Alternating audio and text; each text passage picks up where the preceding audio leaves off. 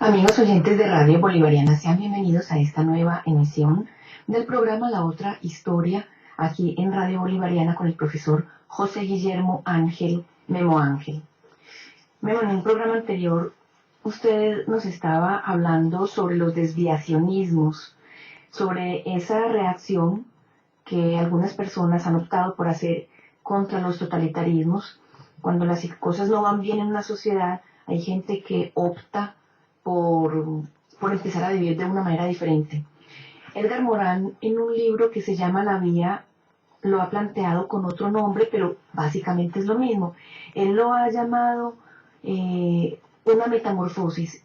Él dice que en este momento la humanidad no necesita de una revolución, sino de una metamorfosis. Él lo que plantea es que construyamos una nueva sociedad-mundo basada en las sociedades históricas, pero que sea un nuevo tipo de sociedad que englobaría los estados-nación sin suprimirlos.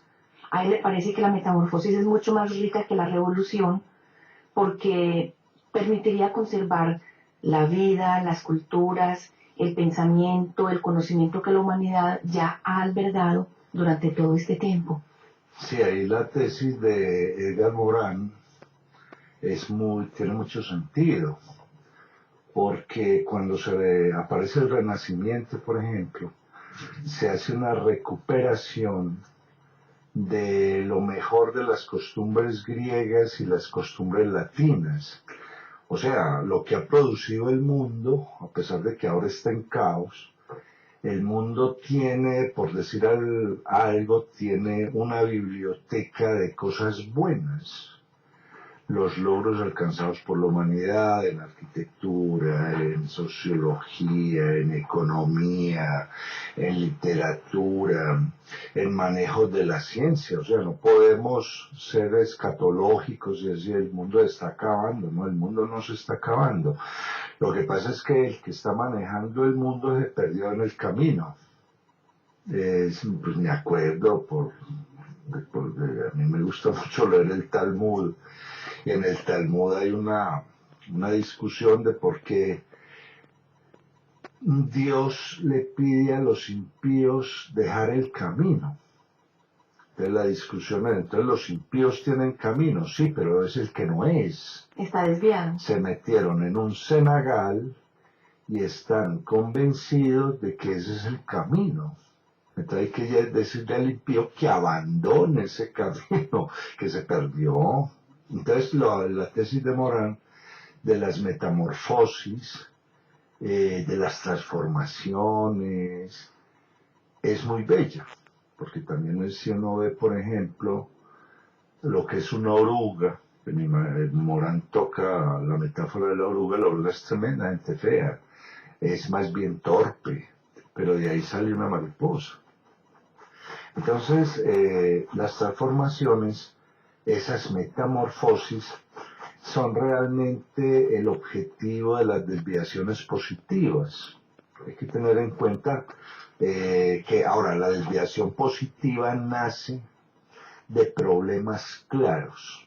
En este momento tenemos un montón de problemas. Por ejemplo, cada generación de tecnología está desplazando más o menos entre el 20 y el 30% de puestos de trabajo. Ahí hay un problema, porque el hombre vive de lo que hace, mientras que el hombre desaparece si eso que hace lo están haciendo las máquinas por él.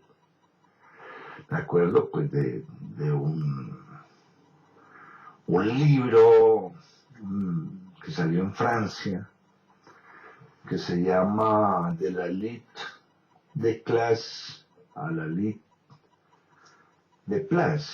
Eso se traduciría como de la lucha de clases a la lucha por los puestos de trabajo.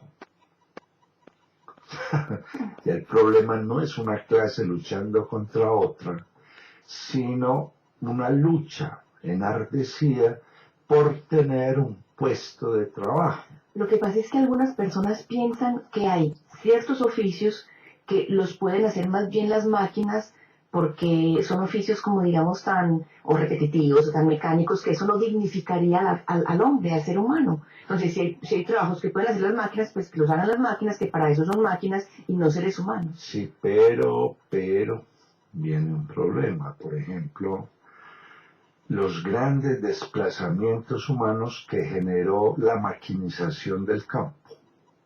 En el momento en que aparecen las máquinas, que empiezan a hacer, claro, el trabajo repetitivo de recoger el algodón, el trabajo repetitivo de abrir la tierra, lo empieza a hacer una máquina. Muchos que vivían de recoger el algodón, de abrir la tierra, de recoger el ganado, pierden ese lugar de trabajo y se vienen a la ciudad donde no hay trabajo para ellos porque no saben hacer nada urbano.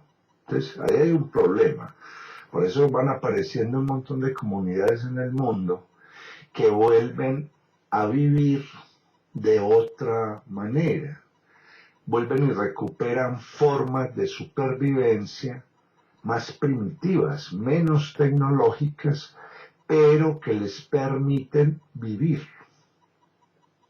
Que eso no deja de ser interesante. Por ejemplo, en Alemania se está dando un fenómeno muy particular. O sea, 4 o 5 familias se reúnen, cuentan saberes en la familia, cuentan hijos en esas familias y alquilan una casa grande para todos, donde se ponen unas normas, cuánto vamos a poner para comer, cuánto vamos a poner para vestirnos, cuánto vamos a poner para educación, para transporte. Y en un momento dado, si alguno de esa familia pierde el empleo, asume un empleo en esa familia extensa. Por ejemplo, alguien trabaja en televisión, perdió el empleo por X o Y razón, entonces esa familia le da un puesto de trabajo dentro de la familia. Entonces usted va a hacer las tareas con los muchachos. Le da un oficio. Le da un oficio. Mientras vuelve y se recupera. Si usted sabe idiomas, entonces le vas a enseñar idiomas a los niños. Si usted, entonces, o si sabe televisión, le va a enseñar televisión. Pues, es que es una cosa interesante. Eso ya aparece en ciudades como Hamburgo.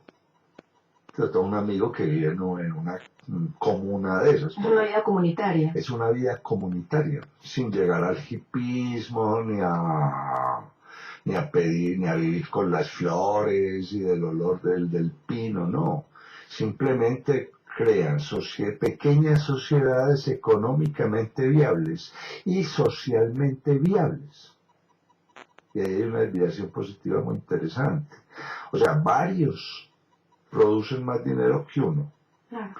Varios compran más barato que uno. Varios aprenden a convivir mejor que uno. Entonces esas son ideas que van tomando de tiempos anteriores.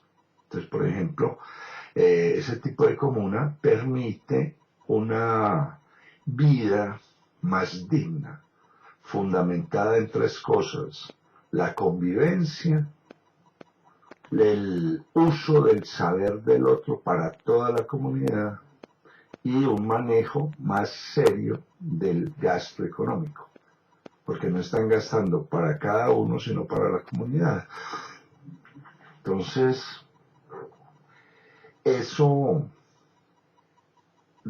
lleva a que se responda a un fenómeno que hay ahora, que en la medida en que aparece la supertecnología, en la medida en que aparece lo que Morán va a llamar el totalitarismo financiero y el totalitarismo de los fanatismos religiosos, que son los 2 grandes totalitarismos de los que va a hablar Morán, dice: no, vamos a volver a recuperar cosas como los derechos y los deberes. Es que en este momento, por ejemplo, los derechos adquiridos por los seres humanos en Occidente se están resquebrajando porque aparece un totalitarismo financiero y económico que es China, donde ahí no se respetan los derechos adquiridos por los hombres en Occidente, por los hombres y las mujeres.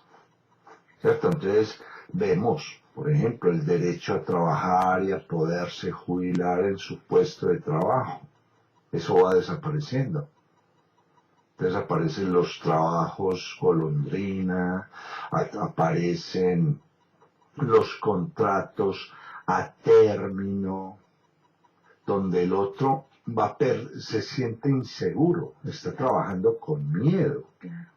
Porque entonces hasta dónde va a llegar mi punto de trabajo y cuando me cancelen el contrato, ¿qué pasa? Entonces viene un enorme miedo. Cuando se había conquistado en Occidente, en los estados del bienestar, se había conquistado la seguridad.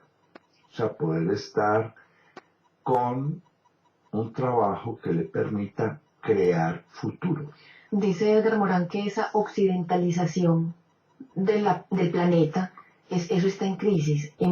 Occidente ha intentado, digamos que exportar su cultura, su modo de ver la vida, su economía, su política al mundo entero, ha pretendido que eso sea la forma como se vive, desconociendo sociedades tradicionales, culturas tradicionales, y por eso está en crisis. Sí, claro, y sobre todo exportando un modelo que está fallando. O sea, que no es el mejor modelo.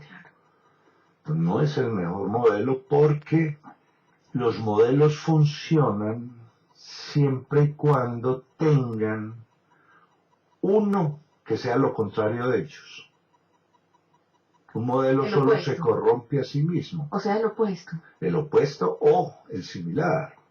O sea, es lo mismo que pasa con los seres humanos. Si yo estoy solo, ejecuto una serie de tareas que no sería capaz de ejecutar frente a otro.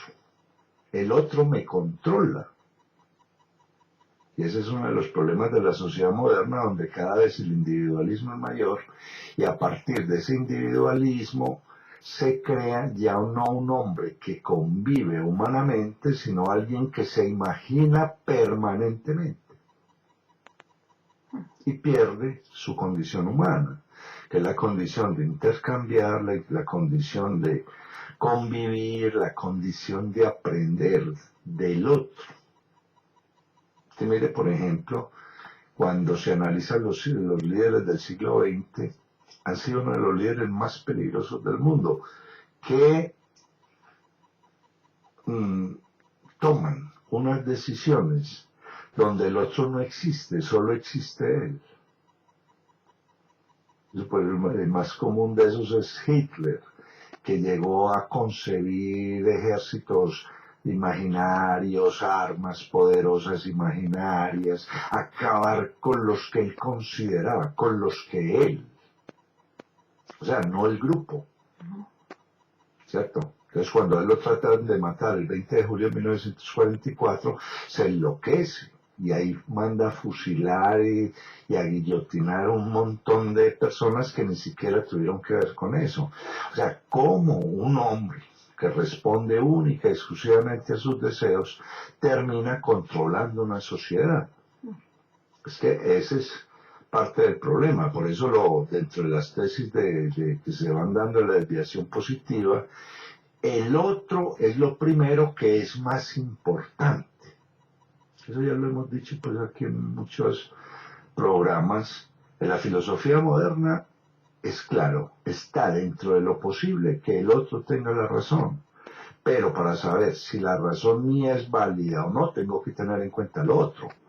Yo solamente puedo construir la realidad entre dos o más. Yo mismo no soy capaz de construir realidad, porque caigo en la fantasía, en una enfermedad que se ha venido trabajando de la psiquiatría hace mucho tiempo y que yo no sé por qué no hablan hoy en día de ella, que es el narcisismo, el creer que yo soy los demás y yo no soy los demás.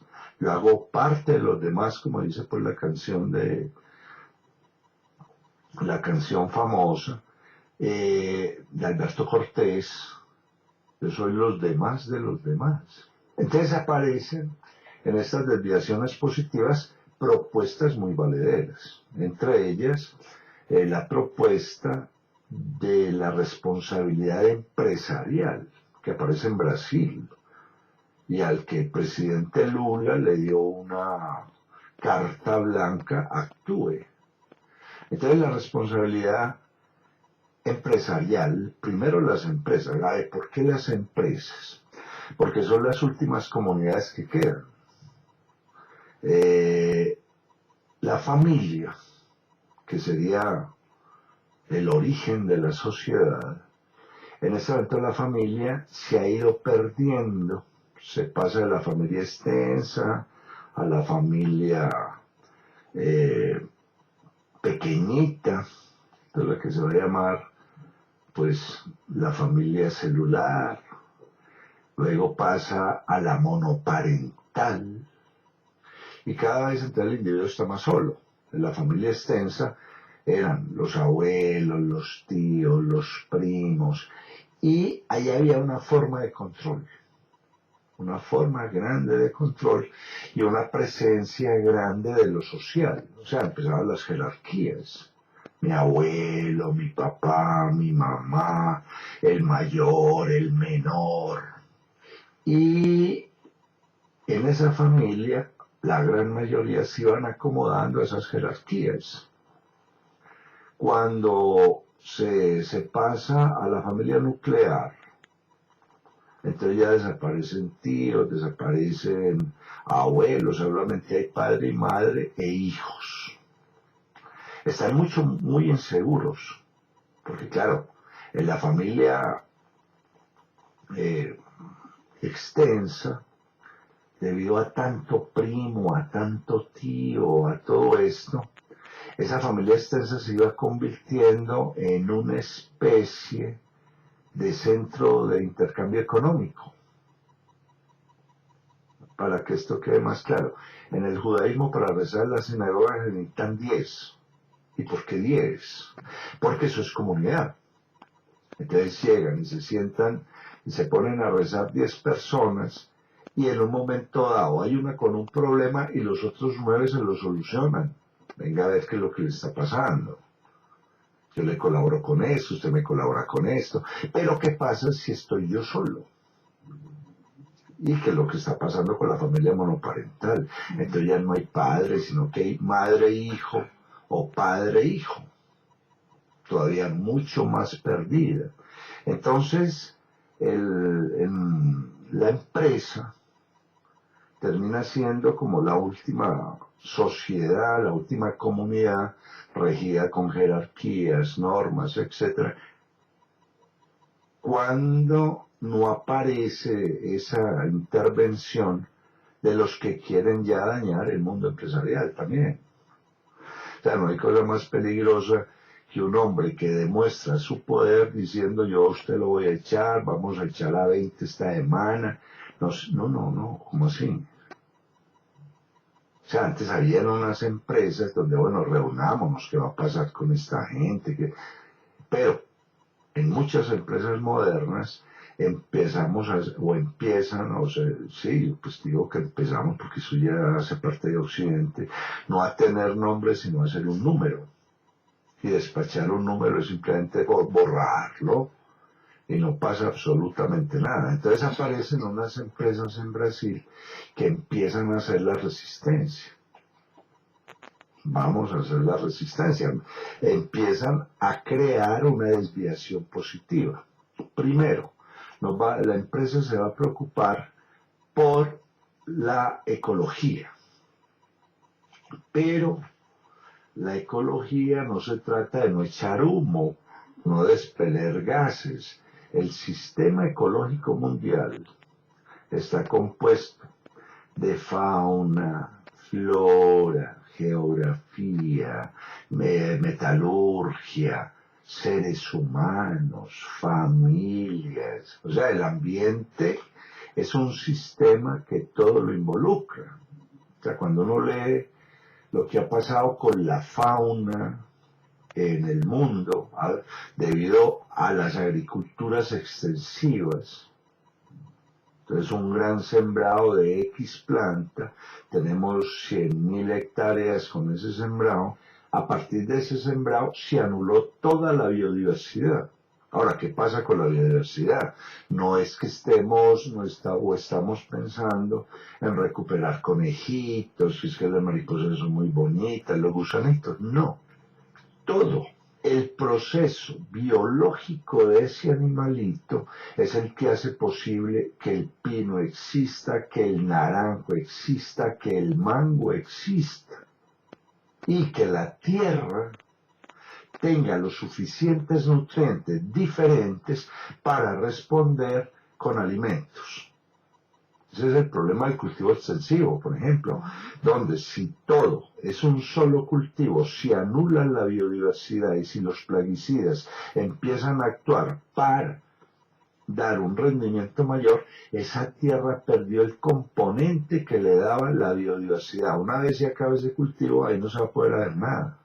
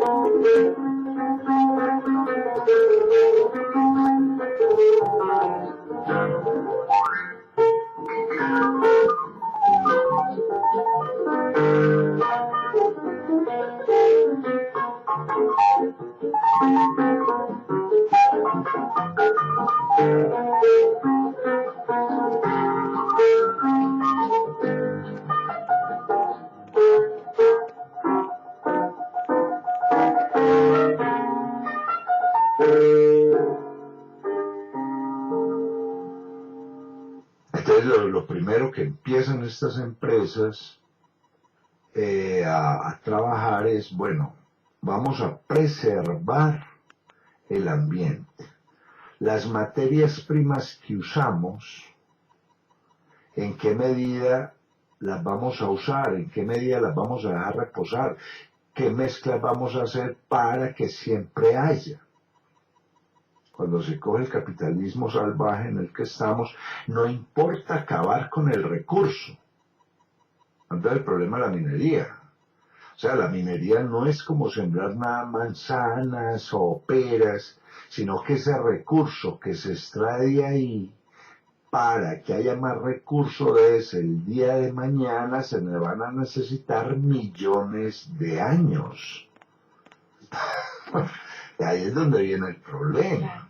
Es que el hierro no nace, el oro no nace, el coltán no nace.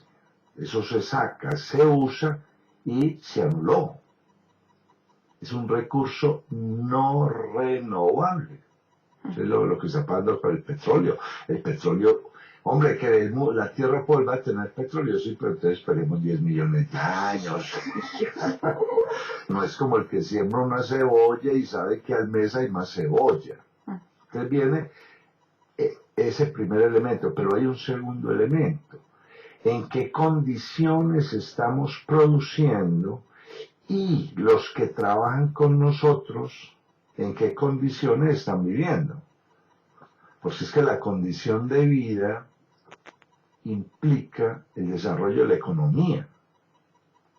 Por eso las sociedades que trabajaron con esclavos nunca fueron poderosas en términos económicos, por eso el esclavismo se acaba. Porque la economía funciona con la división salarial que hace la persona.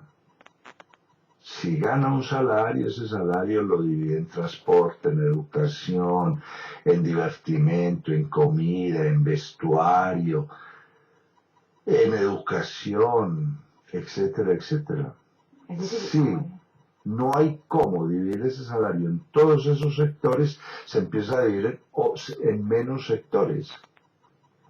Hasta que la gente deja de consumir transporte, deja de consumir educación, divertimento, ¿cómo se llama? Vestuario, ya no consume tanto. Entonces todas esas empresas se quiebran. Y solamente queda la comida, que es la necesidad básica fundamental. Entonces el país se cae. Entonces en ese ambiente, ¿cuánto debe ganar el otro para que existan todas esas empresas que a su vez van a generar empleo?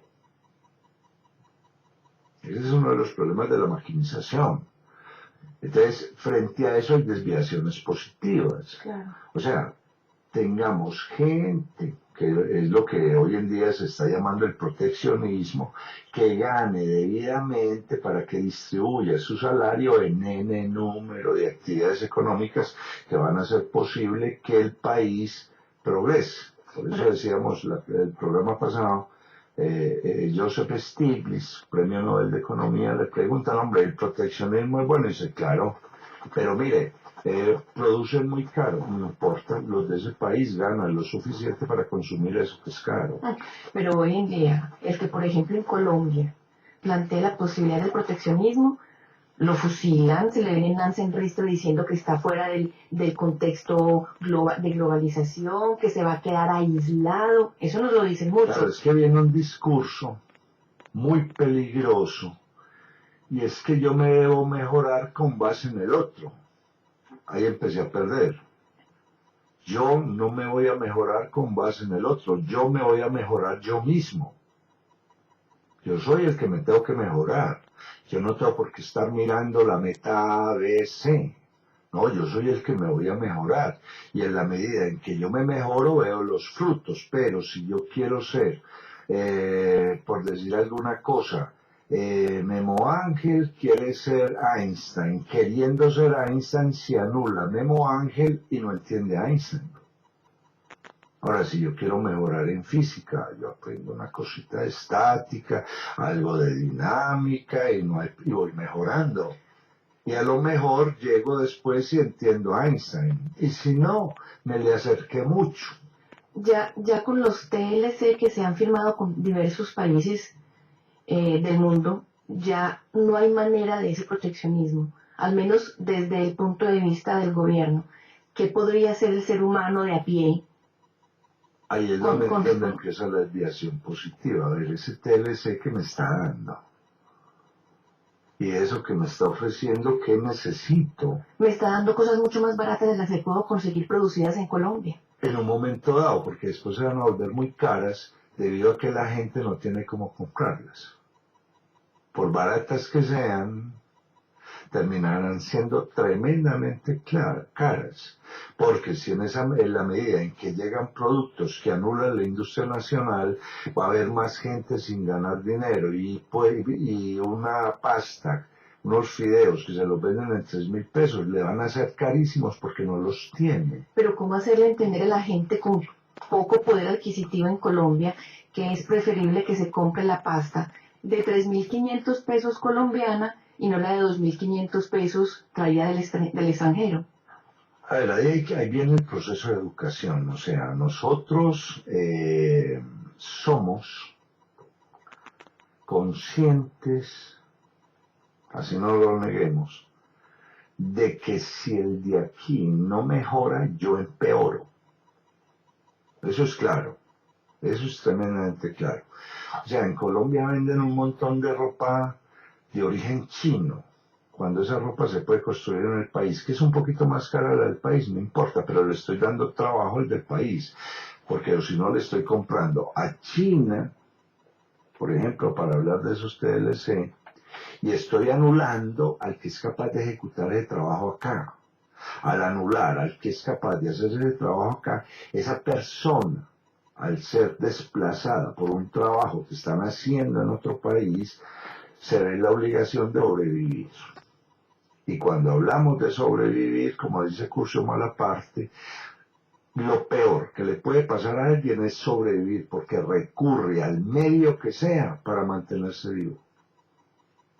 Eso está muy claro. En la novela que se llama Kaput, precisamente una palabra alemana que traduce destrucción, donde la gente sobrevive. Y eso se vuelve terrible, porque la supervivencia, mucha gente en Polonia se fue a los cementerios, sacó a los muertos y se los comió. Es el problema de sobrevivir. Es que hay que vivir, no sobrevivir. La supervivencia es lo peor que puede hacer, porque el hombre es una especie que no se deja anular y que necesita comer a como dé lugar. Y entonces hará lo que sea. Es el problema de cuando dejamos de consumir lo que hace otro acá, porque lo estoy obligando a sobrevivir. Entonces de nada va a valer que todos estemos viviendo armados, encerrados. Es que ya, por ejemplo, se está dando ese fenómeno en el mundo. Barrios con murallas. Claro, enrejados. Claro, entonces nos estamos encerrando nosotros mismos porque nos da miedo del otro. Por eso, cuando se plantean estas desviaciones positivas, parte del ambiente es el trabajo local.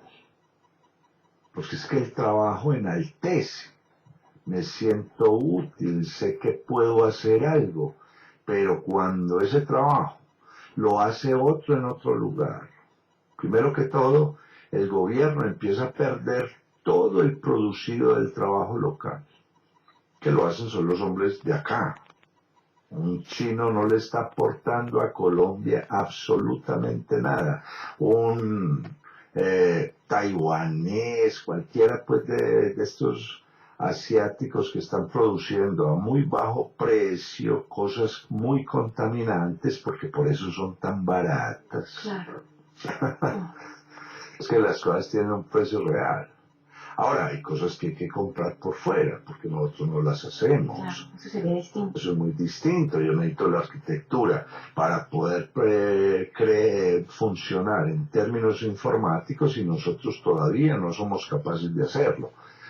Entonces por eso aparece esa responsabilidad empresarial. Es que la responsabilidad empresarial es generar un trabajo que permita que se dé esa demanda agregada, lo que hablábamos de la división de los salarios, que permita que el Estado reciba unos impuestos y el Estado de esa manera responda con infraestructura que facilite la creación de nuevas empresas. Por eso Stiglitz es muy claro. O sea, yo estoy con el proteccionismo.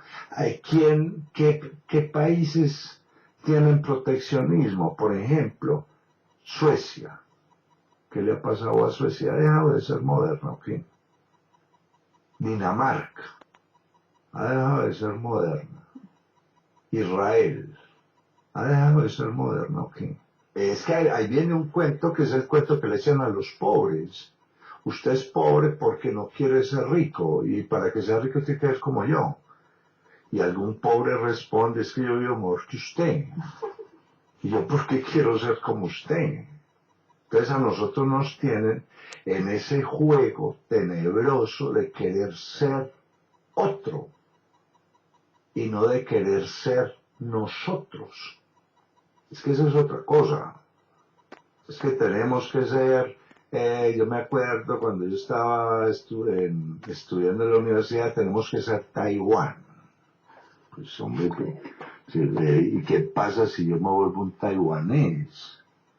No, que es que el señor trabaja 14 horas al día, solamente come 2 veces. Sí, pero entonces me vas a anular mi siesta, mi cosa, que es lo que me permite saber que estoy vivo. Es que aquí viene un cuento tremendo. Nosotros estamos con una ideología que solamente quien se desbarata trabajando. Y digo que se desbarata porque desbarata la familia, desbarata la sociedad, desbarata las mismas formas inteligentes de consumo. Solo quien logra eso gana, porque da utilidad.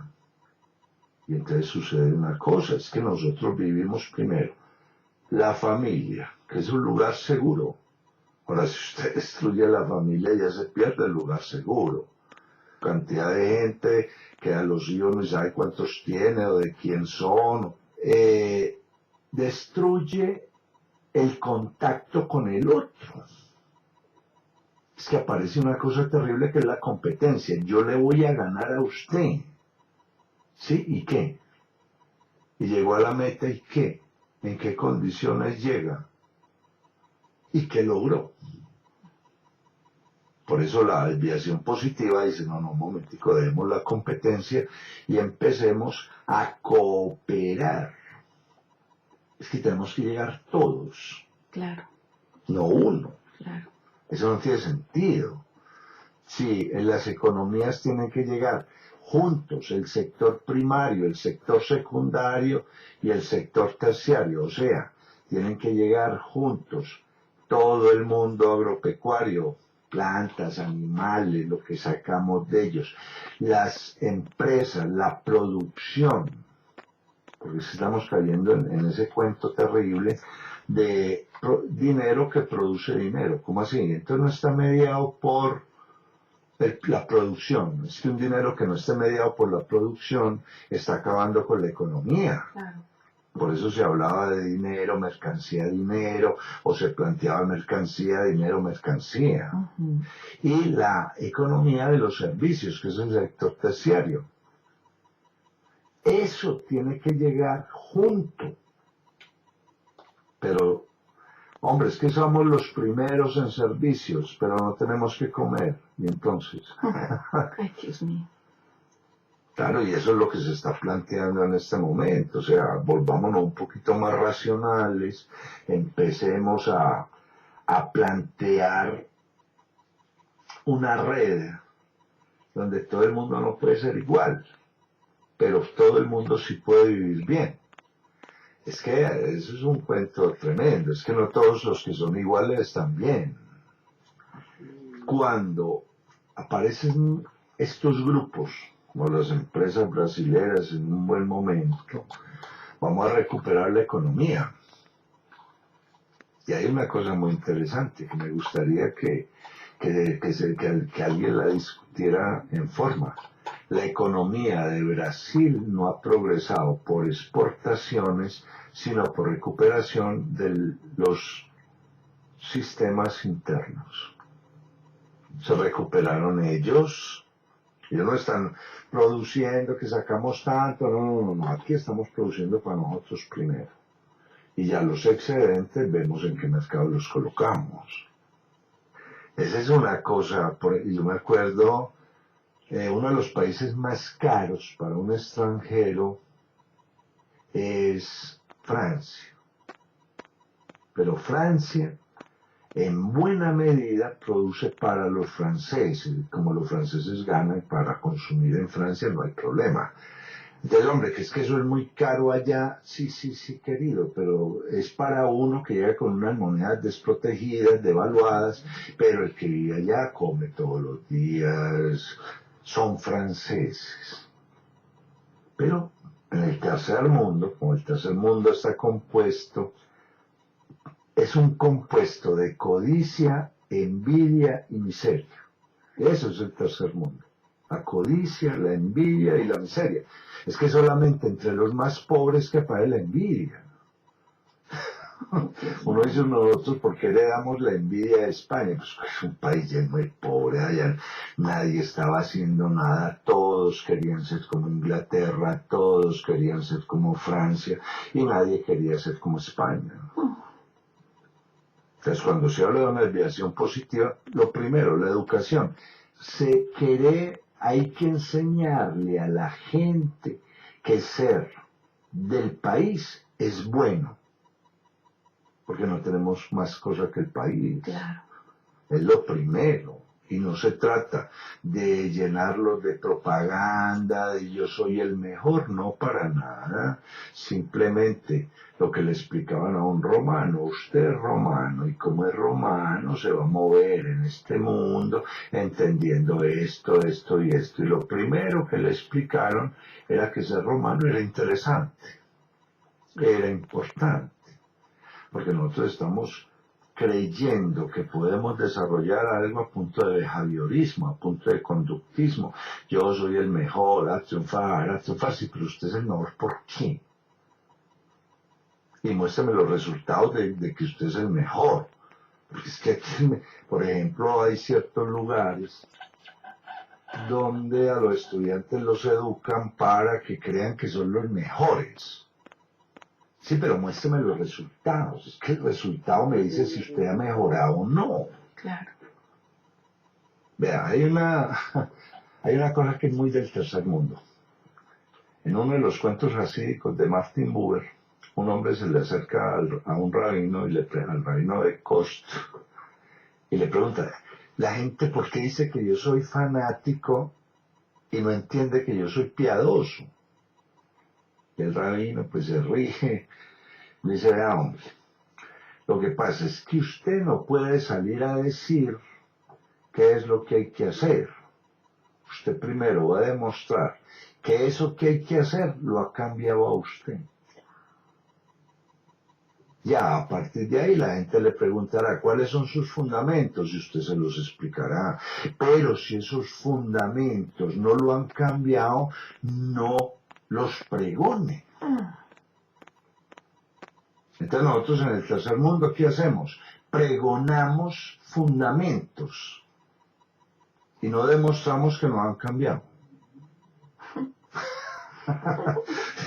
Es que es una cosa tremenda. Un profesor de ecología llega contaminando en el carro. De nada le ha servido saber ecología. Profesor de ecología tiene que llegar en bicicleta, es un hombre serio, la casa está limpia, su familia está muy bien. Es como tanta gente, por ejemplo, hice un estudio alto en gerencia. La pregunta, ¿gerencias tu casa? No, entonces no te sirve para nada, porque eso es lo primero que hay que gerenciar. Claro. Eso es la locura en la que estamos metidos. Entonces, cuando aparecen estas desviaciones positivas, simplemente le están diciendo, bueno, a ver, racionalicemos.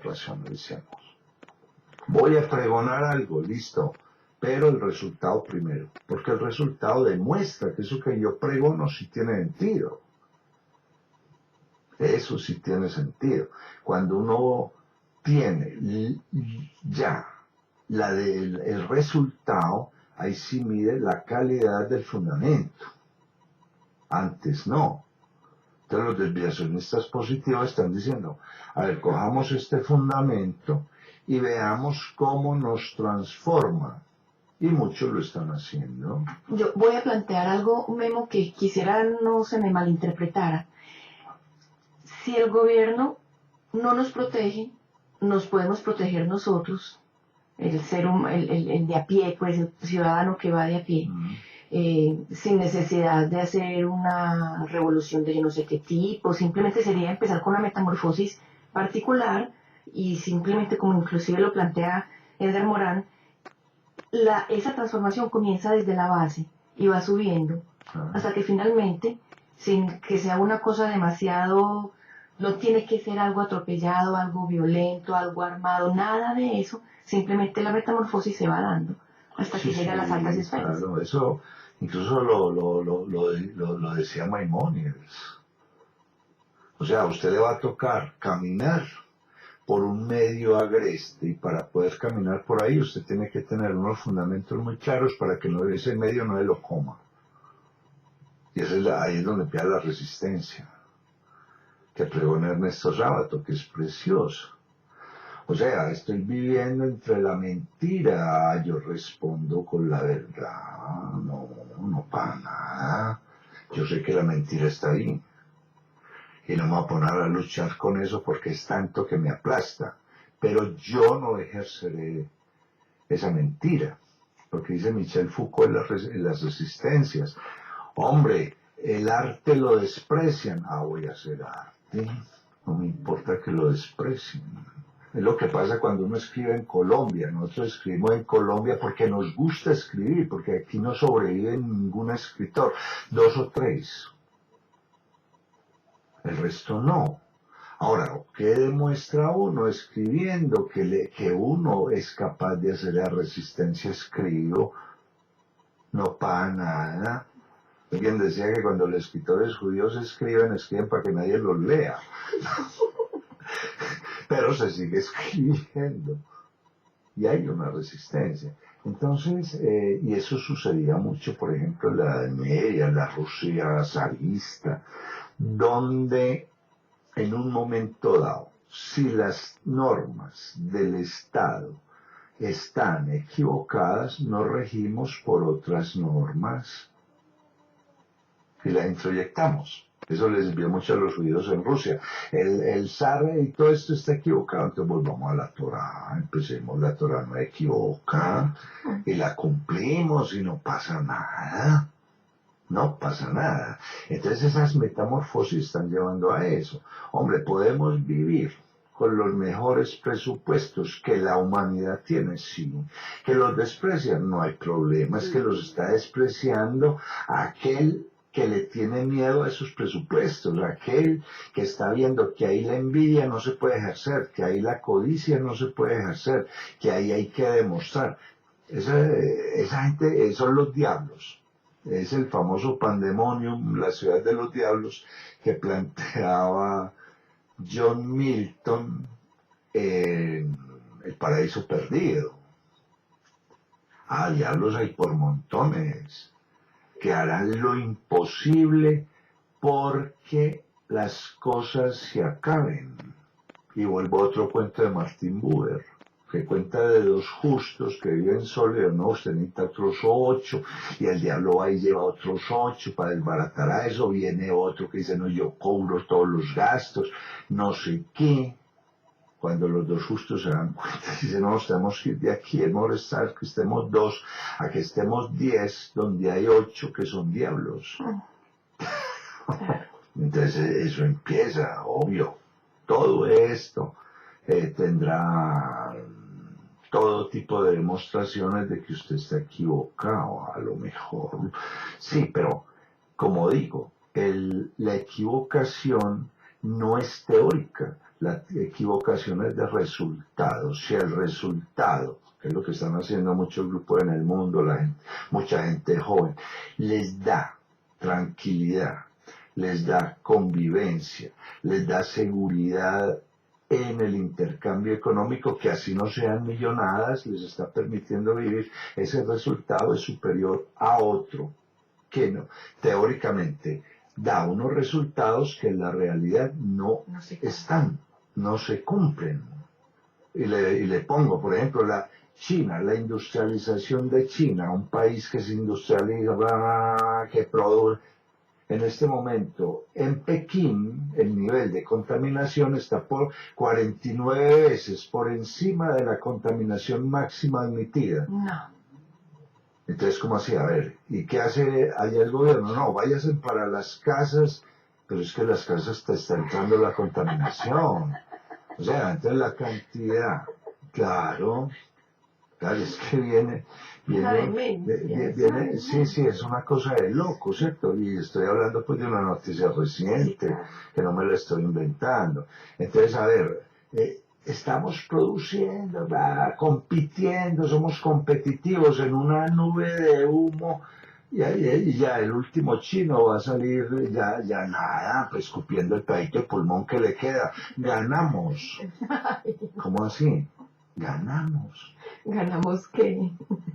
Claro, somos los primeros. Sí, leía una cosa terrible, por ejemplo, de que, y lo dice también Edgar Morán, de que si de cada 3 chinos, de cada 4 chinos, 3 tienen carro, no pueden comer arroz, porque hay que cubrir con vías todo lo que ellos han destinado para poder comer. Entonces hay un montón de gente muriéndose de hambre en carrola, tal cosa, mañana me muero, pasado mañana me muero.